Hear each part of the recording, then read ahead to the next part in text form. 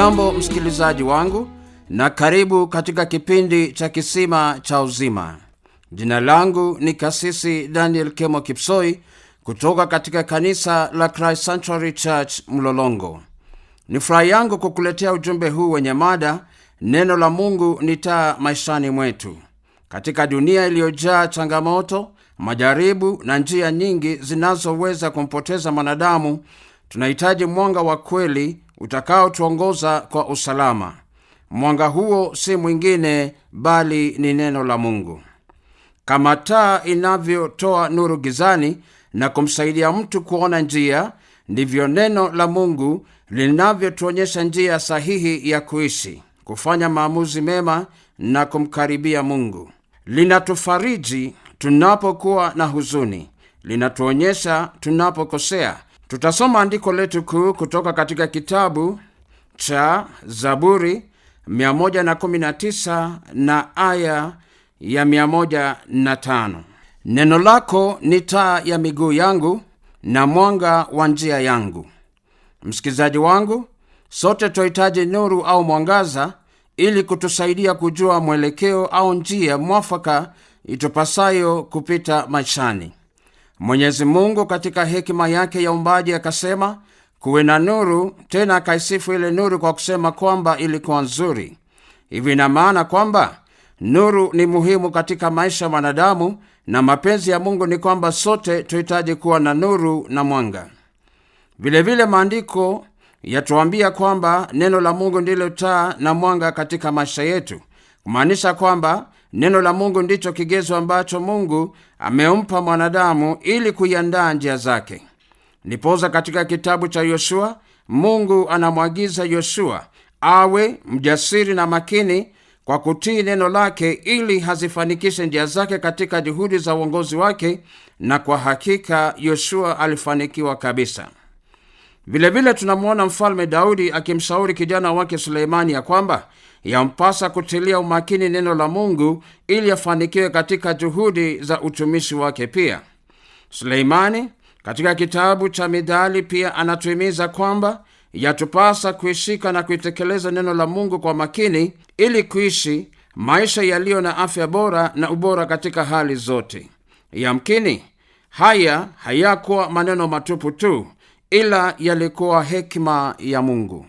Tunajifunza pia katika enzi ya mfalme Hezekia kwamba hawakuwa makini kufuatilia neno la Mungu, na badala yake Mungu aliwapeana kwa maadui zao ili kuwafunza umuhimu wa kutii na kuifuatilia neno lake, ambayo ndilo taa katika maisha yetu na mwanga wa kuashiria kwamba wakati mwingine yaweza kuwa. Tunajifunza pia katika enzi ya mfalme Hezekia kwamba hawakuwa makini kufuatilia neno la Mungu, na badala yake Mungu aliwapeana kwa maadui zao ili kuwafunza umuhimu wa kutii na kufuata neno lake, ambalo ndilo taa katika njia zetu na mwanga, kuashiria kwamba wakati mwingine yaweza kuwa vigumu au ukakosa ladha katika kuitii, ila hasara na matatizo yafuatao baada ya kuasi hayawezi linganishwa na faida za kutii neno la Bwana. Maandiko yananukuu tabia za mfalme wa kwanza wa Israeli aliyetambulika kama Sauli, aliyeasi na kuacha njia za Bwana na kufuata njia zake mwenyewe. Baada ya hayo, majuto yaliyompata yalikuwa makubwa. Kwa mfano, mfalme wake ulitwaliwa na kupewa kijana mdogo aliyeitwa Daudi, kwa kuwa alikuwa tayari kutii na kuyafuata maagizo ya Bwana. Msikilizaji wangu, inawezekana kwamba umekuwa ukisikia neno la Mungu ama hata kusoma, ila haujawahi kuwa makini kutii au kuyatimiza matakwa ya Bwana. Sio vyema kufuata njia yako na kukaidi njia za Bwana, ambalo ndilo taa yetu maishani, kwa kuwa inaweza kukuletea matatizo na balaa mengi, ikiwemo kupoteza ushirika wako na Mungu na kibali chake, kisha ukabakia katika taharuki ya giza maishani. Neno la Mungu ambayo ni taa katika maisha yetu ni mawazo ya Mungu katika maisha ya mwanadamu. Mawazo ya Mungu katika maisha yetu ni mawazo ya amani, ufanisi na usoni mwema. Yoshua aliyefanikisha njia zake kwa sababu alifuata kanuni za neno la Mungu. Hata wewe msikizaji wangu, unaweza ukafanikisha njia zako kwa kufuata maandiko ambayo ni neno la Mungu. Yawezekana wewe ni mfanyi biashara, mtumishi wa umma, labda wewe ni mwanafunzi ama umemaliza chuo na unajiandaa kuanza maisha rasmi. Kwa kupitia neno la Bwana unaweza ukayafanikisha njia zako. Neno la Mungu ambayo ni taa katika njia zetu ina faida tele tele. Kwa mfano, kwa kupitia neno hili tunaweza kumpinga shetani na hila zake katika maisha yetu. Kwa kupitia neno la Mungu tunavutia kibali kikubwa maishani inayotuwezesha kufaulu katika hali zote za maisha. Neno linaondoa giza ya uovu na kuonewa na shetani, kwa kuwa imeandikwa kwamba tutajua ukweli na ukweli utatuweka huru. Neno la Bwana linatupa hekima ya kushinda majaribu, kwa kuwa mwanzo wa hekima ni kumcha Mungu. Maandiko yanaeleza waziwazi kwamba imani iletayo tumaini inaletwa na neno la Mungu. Katika dunia iliyojaa giza, msikizaji wangu, haina haja ya kuhangaika ukitafuta suluhu za maisha nje ya neno la Bwana. Mwanadamu anaweza shindwa, waganga sio suluhisho. Inawezekana pia umechanganyikiwa na maisha sababu marafiki wote wamekuacha, labda mpenzi wako amekuacha, au labda hata hauna kazi. Kwa sababu ya kutokujua njia, wengi wamejitafutia njia zao wenyewe. Vijana wengine wamejitafutia amani na raha katika anasa, ila mwisho wao umekuwa majuto na simanzi. Wengine wamejiingiza katika uasi, lakini majuto yake yamekuwa maafa na matatizo. Heshima na nidhamu ya wengi imepotea, kwa kuwa wengi wameiacha njia iliyo sahihi na kufuata njia isiyompendeza Mungu. Njia mwafaka ya kutuelekeza katika hatima zetu ni neno la Mungu. Ndiposa ninakuhimiza asubuhi ya leo, usikate tamaa. Yeye Mungu katika neno lako anasema kwamba anakupenda na kukuwazia mawazo mema. Yawezekana wewe ni mgonjwa, umefika mwisho. Neno la Bwana latuhimiza kwamba aliteswa na kupigwa mijeledi kwa ajili ya magonjwa yetu. Msikizaji wangu, hakuna hali ambayo neno la Bwana aliwezi kukutana nayo. Kwa mfano, wakati wa njaa, Yesu ambaye ndiye neno la Bwana ni mkate wa uzima.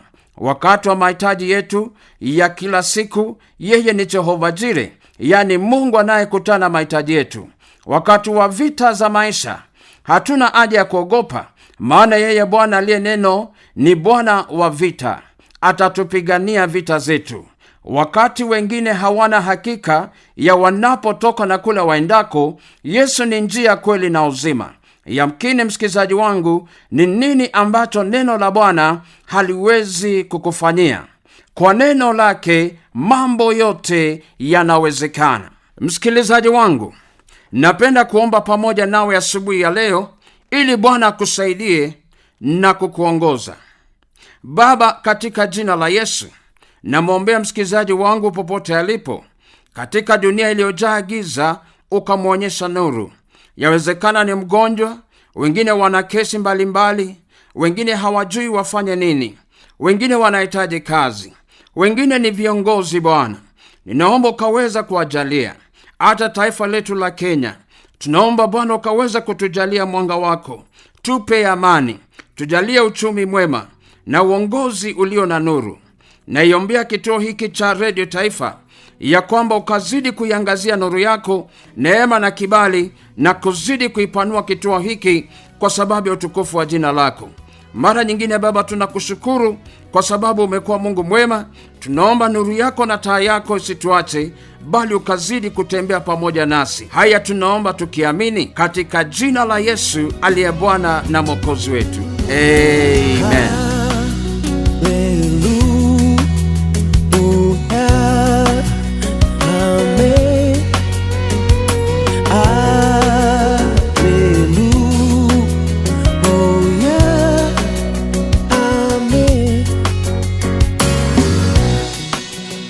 Limeandikwa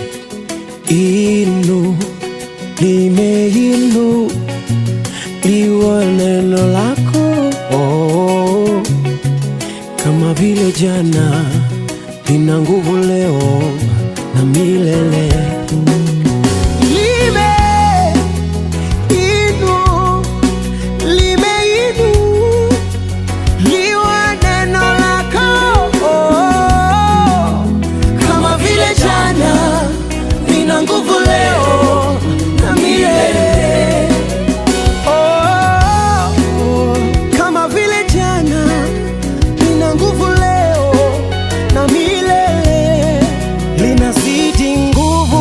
Za Yeriko linaamuru maji kutoka mawe jangwani.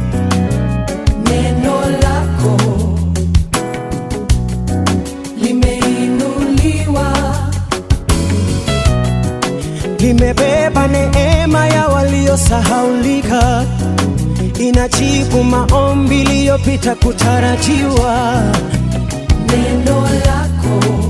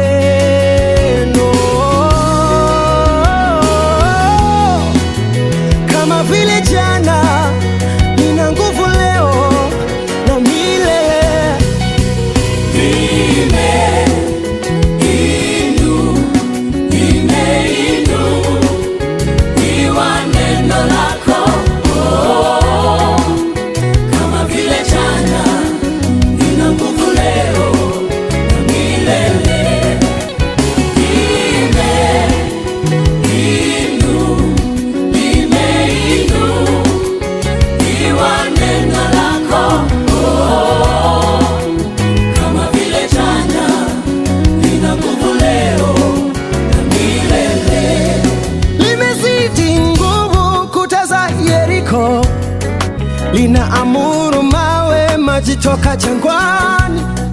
Hili neno lako limeinuliwa, limebeba neema ya waliosahaulika, linajibu maombi yaliyopita kutarajiwa. Neno lako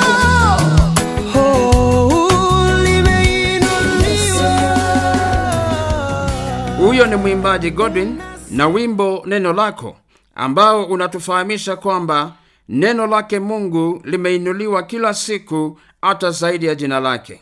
Neno la Mungu ni sehemu ya maisha yetu ya kila siku, kwa maana ndani yake kuna mwanga, hekima na uzima.